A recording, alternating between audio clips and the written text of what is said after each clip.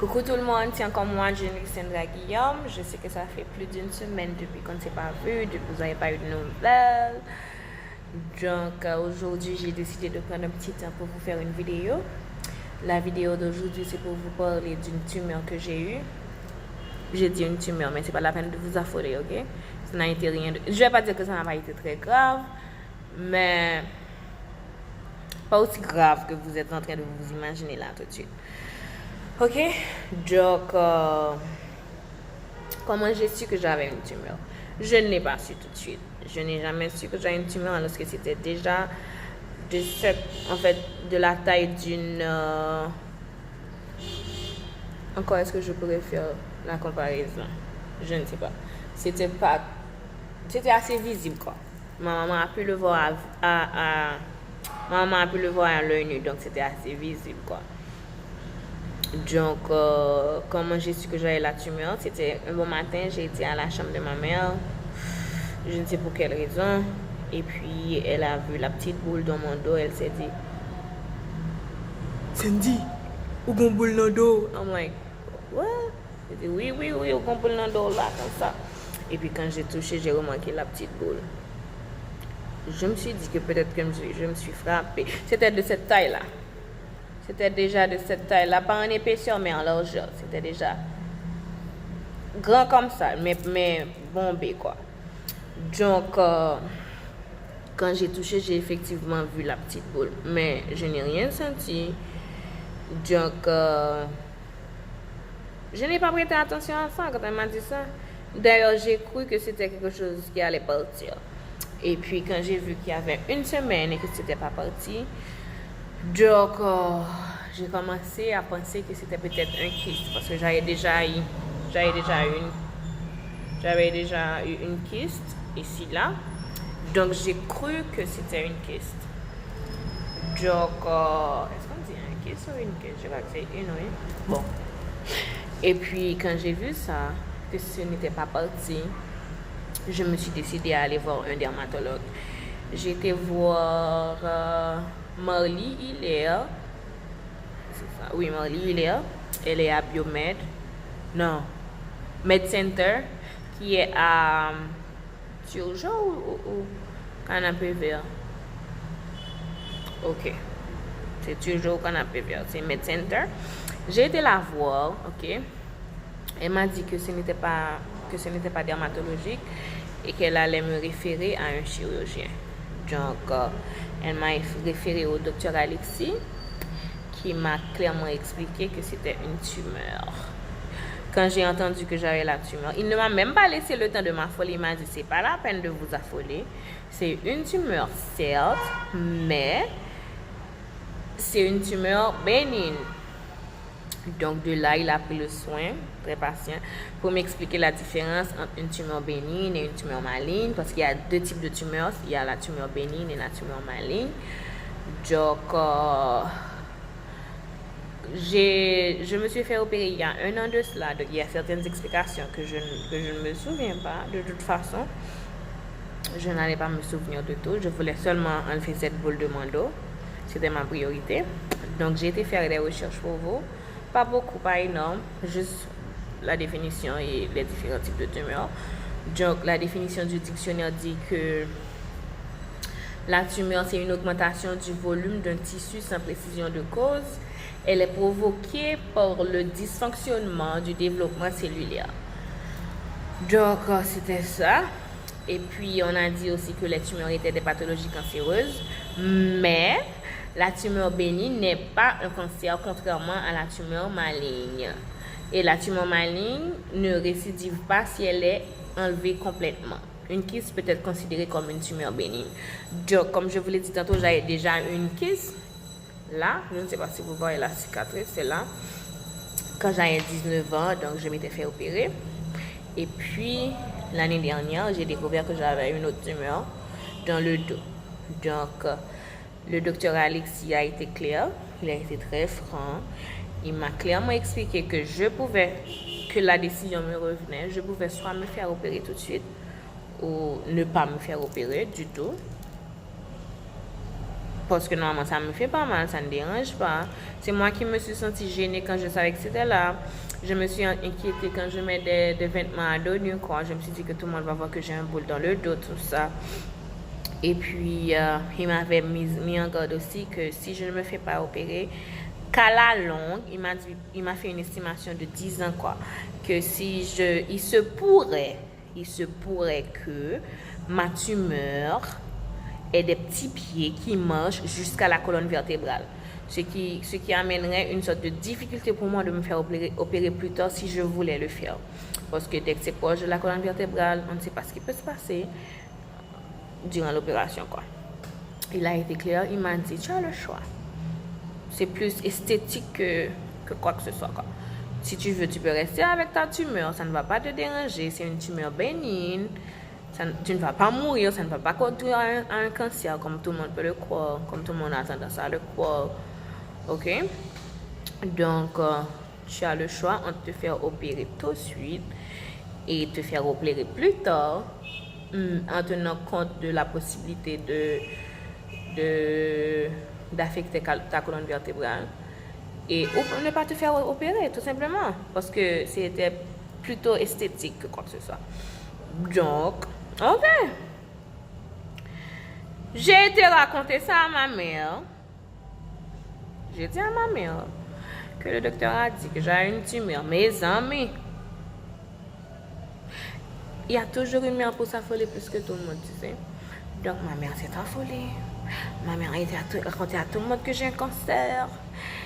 Un jour, elle a rencontré un de mes potes médecins qui s'appelle Jude Mason Shaw.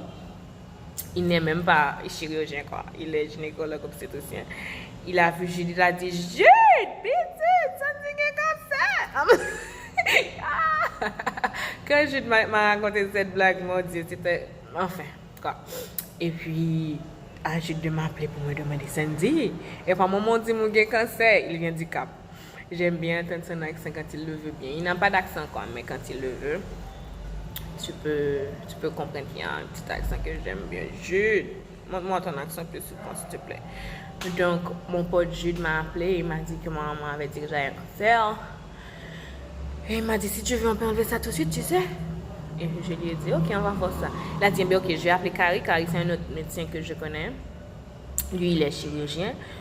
Donc, on a appelé Carrie. En fait, j'ai appelé Carrie un vendredi, et puis il m'a dit, c'est bon, ça va prendre une heure, tu sais. Ça va être quelque chose de très rapide, de très facile à faire. Tu viens lundi matin, et puis on s'en occupe. Je lui ai dit, ok. Et puis, pas lundi matin, alors lundi après qu'il ait terminé le travail, lundi 4 heures. Donc, j'ai été à l'hôpital lundi à 4 heures pour me faire opérer pas de mon cancer, bien sûr, de ma tumeur. Et puis, nous avons les côtes blagues dans notre salle d'opération. On a parlé de tout et de rien. On a surtout parlé de ma mère qui était en train de se faire la tête pour ça, qui s'est affolée de ouf.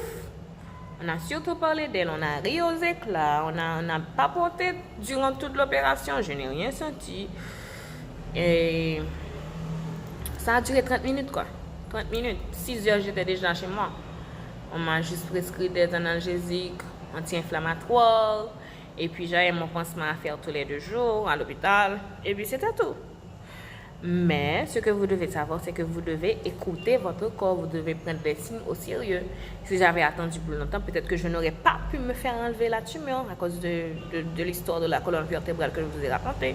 Peut-être que je n'aurais pas pu le faire. Peut-être aussi si je n'avais pas été diagnostiquée, peut-être aussi que ça aurait été autre chose. Peut-être que ça aurait été une tumeur maligne qui aurait pu se transformer en un cancer. Donc, franchement, écoutez votre corps. Les signes sont là. Ok? Dans mon cas, c'était pas évident parce que c'était juste une petite boule dans mon dos. Je n'aurais pas pu le voir. Je ne suis pas du genre à me toucher le dos, quoi que ce soit. Donc, ma mère a pu voir ma tumeur. Donc, ça a aidé quelque part. Les signes sont là. Écoutez votre corps. Allez à l'hôpital. Qui est-ce qui t'a fait bilan rénal là? Nos pièces. Pas vrai? Je parle dans le vide, c'est ça. J'ai du temps à perdre, je fais mes vidéos là tranquillement et puis vous ne faites rien quand je vous demande de faire quelque chose, c'est ça? Allez faire votre bilan rénal. Bon, ok, là, je me calme, ça va. Vous êtes des grands mondes, vous faites ce que vous voulez. C'était juste un conseil. Sinon, je crois que c'est tout, quoi. Oui, j'ai eu une tumeur. Je peux en dire de même. On a dit qu'une kyste est aussi considérée comme une tumeur, donc je ne peux pas vous montrer. Je peux pas vous montrer. Il y a une petite cicatrice de cette taille-là, comme ça. Ok, parce que ma peau, c'est cicatrice. Bah, en fait, comment est-ce qu'on dit ça en français? Comme donner, comme vous pouvez le voir là. Ok, ça a laissé une grosse marque. Donc, c'est ça. J'ai une tumeur, je me suis fait opérer, je suis là. Et ma maman s'est affolée parce que il y a eu des gens dans ma famille qui ont eu des cancers. Je crois qu'il y a une de mes grand-mères qui est morte d'un cancer du col de l'utérus et puis l'autre est mort du cancer de l'œsophage. Cancer de l'œsophage, c'est ça. Donc c'est pour ça qu'elle a été alarmée, quoi. Mais il y a eu plus de peur que de mal. Je me suis fait opérer en 30 minutes. En 30 minutes. Waouh. Ouais, on a enlevé ma tumeur. Et puis, ce que je ne vous ai pas dit non plus, mon très gentil chirurgien avait remarqué que j'avais eu à faire une radiographie. Et puis, il avait remarqué qu'il y avait quelque chose qui n'allait pas avec mon cœur. Donc, il m'avait conseillé de faire un électrocardiogramme qui a révélé que j'avais une partie de mon cœur qui était enflée. Je ne sais pas si ça se dit en français. Donc, je dois faire attention, je ne dois pas prendre beaucoup de poids, je dois essayer d'en perdre. Juste parce que il y a une petite déformation. Je ne vais pas dire que c'est une déformation, non, mais quelque chose qui ne va pas avec mon cœur. Mon petit cœur. C'était quoi ça? En tout cas, ouais. Donc, j'essaie de manger équilibré, j'essaie d'éviter beaucoup de sucre, beaucoup de sel.